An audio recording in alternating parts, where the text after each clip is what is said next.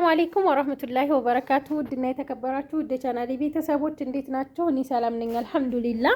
በያላችሁበት ያላ ሰላም እዝነት አይለያችሁ፣ እንዲሁም አላህ ሀገራችንን ሰላም ያደርግልን እያልኩኝ ዛሬ ደሴ የሚላክ 12 ኪሎ በርበሬ እና 22 ኪሎ ሽሮ ከነቅመማቸው ሌላ ምንም ነገር የለውም 18440 ብር ነው የፈጀው።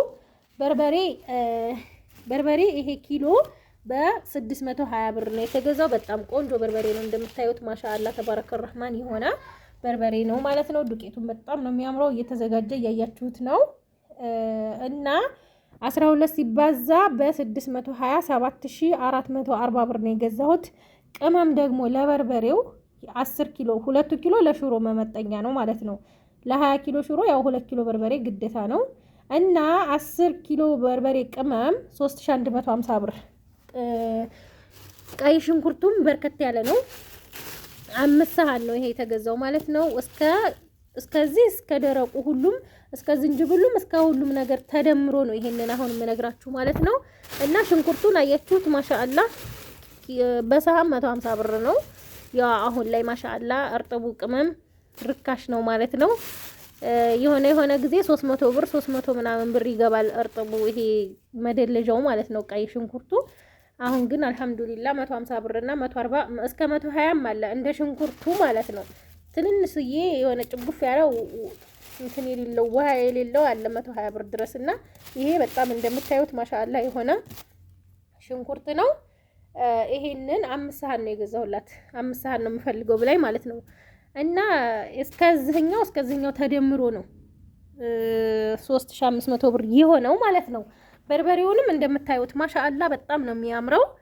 ከዛ ሀባይብ እዚህ ጋር ደግሞ ሽሮ አላት። ሽሮ 22 ኪሎ ሽሮ ነው የገዛሁት። ምን አለው መሰላችሁ? እዚህ ጋር እኔ ማዳበሪያ ላይ እጽፋለሁ ማለት ነው፣ ደብተርም ላይ እጽፋለሁ ዝርዝሩን።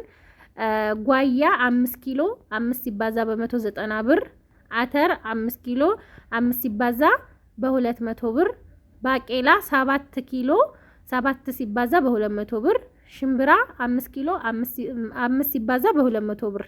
ከዛ እስከነ ማዳበሪያው ስከፍል እዛው 4200 ብር ነው የከፈልኩት ማለት ነው። ከ4200 ብር 50 ብር መልስ ነበረው፣ ግን ማዳበሪያና እንትን ያልኩበት እዛ አብሬ ከፍየው ነው ማለት ነው 2000 ብዬ የጻፍኩት ለዛ ነው። እና አያችሁት ባቄላው ከስር ስለሆነ ነው። ይሄ ባቄላ፣ አተር፣ ሽምብራ፣ ጓያ ሁሉም የተቀላቀለበት ማሻአላህ የሆነ ሽሮ ነው ማለት ነው። እንደዚህ ያቀላቀልኩት ለአምስቱም 5 ማዳበሪያ ከምገዛ አንድ ላይ ቢቀላቀል ኖርማል ነው። ሲለቀም አሁን ሲታጠብና ሲለቀም አንድ ላይ ስለሆነ ኖርማል ነው፣ ምንም ችግር የለውም። እኔ ሽሮ አጥባለሁኝ ሳይታጠብ ደስ አይለኝም ብዙ ጊዜ ማለት ነው። እና የእናንተም የሚዘጋጀው ይዘጋጅልን የምትሉ እህቶቼ ማለት ነው፣ የሚዘጋጅላችሁ እንደዚሁ እርጥብም ደረቅም ሁሉም እንትን ተብሎ ነው። ይሄም ታጥቦ ነው የሚዘጋጅላችሁ። ይሄ ደግሞ ነጭ ሽንኩርት እንደዚህ የተፈለፈለ ነው የምገዛው።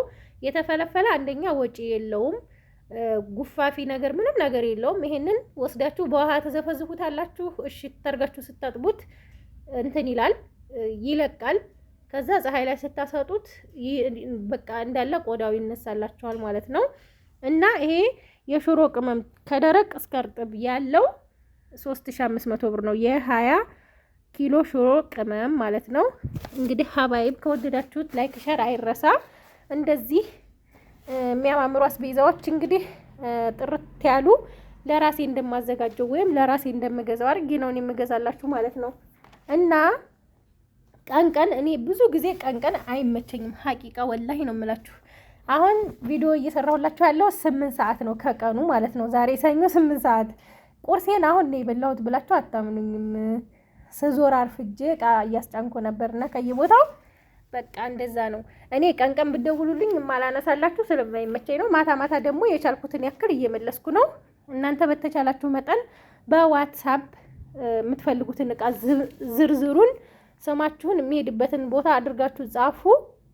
ትዕዛዛችሁን ስቀበላችሁ እኔ እንደገና እቃ ፍለጋ እንደገና በማግስቱ ሌላ ጨምሪ እንደገና በሶስተኛው ቀን ይሄን ጨምሪ ከምትሉ እቃችሁን ጥንቅቅቅ አድርጋችሁ 3 ቀን ፈጅባችሁ 4 ቀንም እየጻፋችሁ ዋትስአፕ ላይ ትዝ ሲላችሁ ብታስቀምጡ ለእኔ ቀላል ነው ማለት ነው። እና በምችለው በአቅሜ እያንዳንዱን ቶሎ ቶሎ ለመመለስ ሞክራለሁ ኢንሻአላህ። ይሄንን ይመስላል። ከወደዳችሁት ላይክ ሸር አይረሳ። ሰላም ሁኑ።